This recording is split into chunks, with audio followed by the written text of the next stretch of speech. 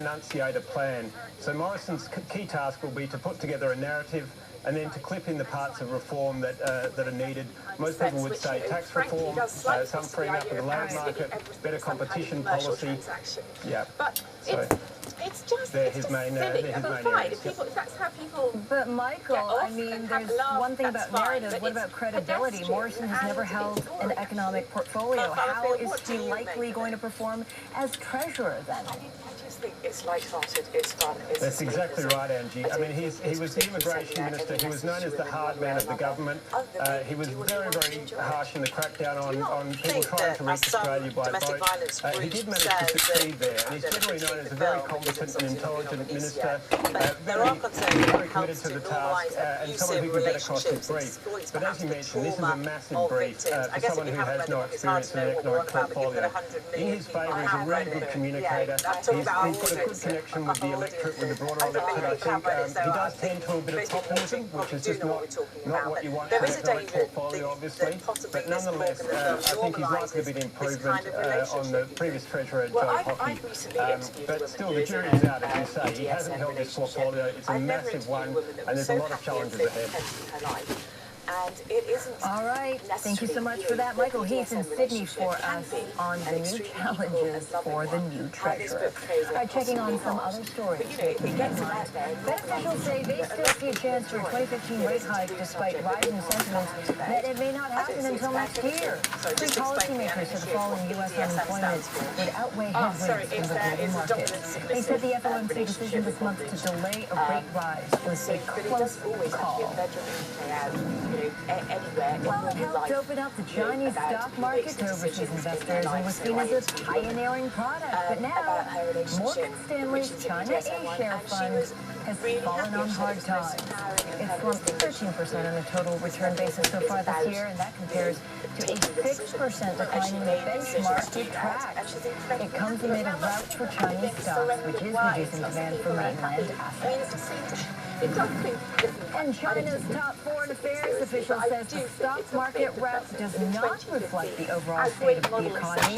In an exclusive interview, State Councillor Yang Jieqi says Beijing will do everything within what he calls the boundaries of reasonableness to send $5 trillion sliding equity.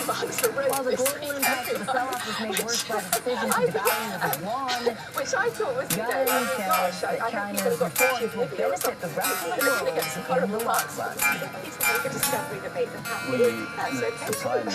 I actually just heard that apparently the fire brigade have been called out, an increase in the number of people in difficult, compromising positions. But let me ask you, on a serious point, you said that you talked to a woman who was in one of these mutually agreeable relationships, a BDSM relationship where they dominate each other. But actually, in this scenario, she was coerced into the relationship, isn't it? She's told that this is the way sexually things are, and he dominates her. Actually, and in my relationship, the man dominated sexually as well, not mine, obviously. The woman that I was writing about. It's quite a challenge. If your mum watching. Let's hope not. But I mean, she was coerced, you know, maybe she was swept up in it, but at any time she could have walked away. And I mean, I think that's the most important message to get out to people is, if you enjoy it, brilliant, go with it. If you don't, then walk away. And, you know, and it's all escapism, fantasy, nonsense, light-hearted. You know, I don't think anyone is really going to pick up this book and say, that is the way my life should be from now on. Or a husband is going to pick it up and say, that's how we're going to be from now on. You know, if people are going to take this book seriously, then frankly, goodness knows what else is going wrong in their lives. Mel, yes, I do agree with that. I take that point, Mel, but I guess there are young girls out there, young women who haven't been in a sexual relationship before, may be impressionable and may actually think that this is the normal view of things, how a relationship should work.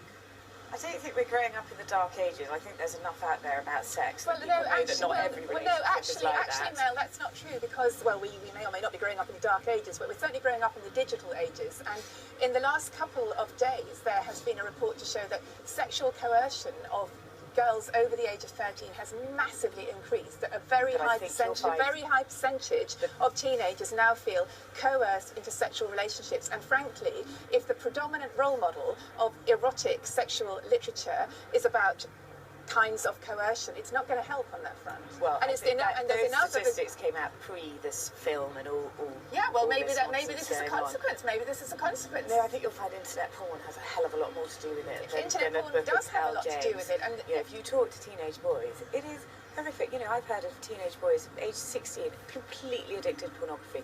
Worse and worse, you know, more and more hardcore, and that is the problem here, not some silly, fluffy little book that people are getting. And to be honest, the media hype is making more of it than anything else.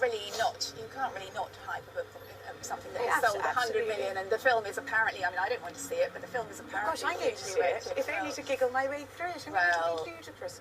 I think it'll be better than the book. Sam Taylor Wood is quite a good director. But, it has to be better than the book. That was I mean, it was frightfully badly written, but I mean, I do think it's good to bring out do you enjoy reading bad books? Yes, well, I'll read anything. I'll read a train timetable, absolutely. Gosh, why not? You know, I mean, anything that's there, I will read, of course, and you should read, you know. I suppose